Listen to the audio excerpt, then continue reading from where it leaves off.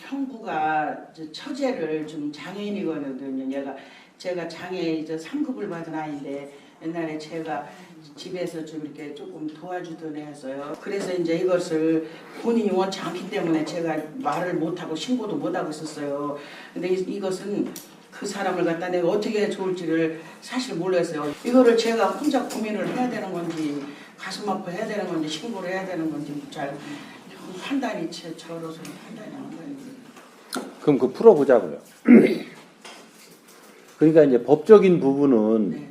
이 본인이 극구 그렇게 한다고 그런다면 그것을 지금 어떻게 강제로 해서 하는 후유증이 더 클 것 같으면 법적으로는 우선 놔둬야 되는 거예요. 그죠? 언제든지 그건 할 수 있는 거니까. 근데 문제는 이 상황으로 인해서 어떤 일들이 벌어지고 있느냐를 알아야 이거를 어떻게 처리할지에 대해서 분별이 쓰죠. 그렇죠? 그러니까 지금 그 일로 인해서 답답한 게 누가 답답해요, 지금? 글쎄, 그거는 걔가 이제 42살이나 됐는데. 아, 그러니까 지금 질문하신 분이 답답하잖아. 네, 제가 마음이 아픈 그래. 거예요. 지금 그 당사자들은 별 답답한 게 없는데 네. 그거를 옆에서 보고 있는 내가 답답하단 말이에요. 그러면 환자는 답답한 사람이 환자예요? 안 답답한 사람이 환자예요? 답답한 사람 환자죠. 답답한 사람이 환자예요. 그리고 나한테 그런 일이 보이고 들렸으면 그것을 내가 해결할 수 있다는 거거든요. 해결해야 된다라는 거거든요. 근데 왜 답답하냐면 그거를 해결을 못하니까 답답한 거예요. 그렇죠? 그러면 지금 이것을 가지고 법적으로 가서 법으로 잣대를 가서 처단한다고 해서 그 문제가 해결될 거냐. 어느 부분 그렇게 한 행동들이 나쁜 놈이다라고 해서 그 사람들을 처단할 수는 있을지 몰라도 이 문제가 발생된 원인이 치유되지는 않는단 말이에요. 그러니까 나한테 그 사람이 왔을 때는 그 원인을 치유해서 내가 그런 일이 일어나지 않도록끔 도와달라고 나한테 온 거란 말이에요. 그거를 해결 못 해주니까 내가 답답해지고 있는 거예요. 그러면 어떻게 해야 이 문제가 해결이 되느냐. 내가 이 상황을 안다면 그쪽 사람도 내가 안다면 그 사람들과 가서 대화를 해야지. 그 문제는 지금 여기서 여러 어른들하고 지금 그거는 할 문제가 아니고 네. 응? 나중에 네. 우리 저 서장이 왔거든요. 응? 네. 그, 서장하고 가서 상의를 해서 서장하고 상의를 해서 그 문제는 처리를 하시고 네. 어? 그래서 좋은 방안을 그 서장이 한번 상담을 해서 요청하고 해서 상담을 해서 찾아보란 말이에요. 그 문제의 해결점은. 근데 그 문제는 그렇게 해결하시면 되고. 본인이 원치를 않아요. 그러니까 그것도 같이 그 친구도 같이 해서 상담을 같이 하시란 말이에요. 왜냐하면 이 다른 어르신들 듣는데 이거 지금 너무 깊이 들어가면 그 사람에 대한 프라이버시도 침해가 되고 하니까. 그 사람 몰라 여기 안 살고. 그러니까 자꾸 그런 소리 하지 마시고 그렇게 단독적으로 그렇게 하시라고요. 네네. 한번 찾아뵙겠습니다. 네.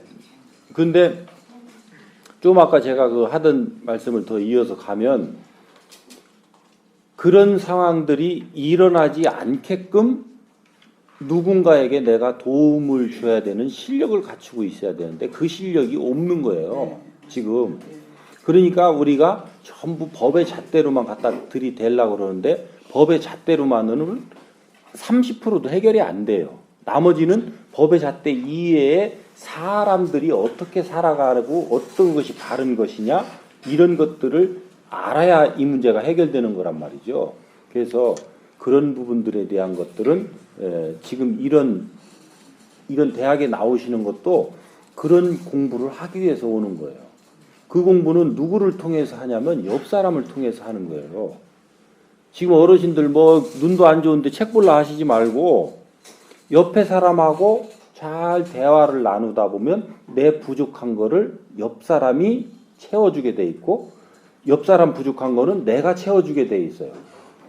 그렇게 해서 서로 얘기를 재미있게 주고받을 수 있어야 되는데 지금 어르신들하고 서로 옆 사람하고 대화하면 10분 이상 가나요? 10분은 해요? 근데 조금 그냥 허드렛 소리를 하면 그렇게 가도 조금 더 뭔가 이슈 있는 이런 대화들을 해나가면 5분, 10분 견디기 쉽지 않아요. 대화가 안 돼요. 막 다퉈요. 그때부터 내 주장을 하거든요. 내 주장을 하지 말고 상대 말을 들어야 돼요. 그리고 상대 말이 주장이 되지 않으려면 어떻게 하냐면 상대 말을 내가 들어주는 거예요.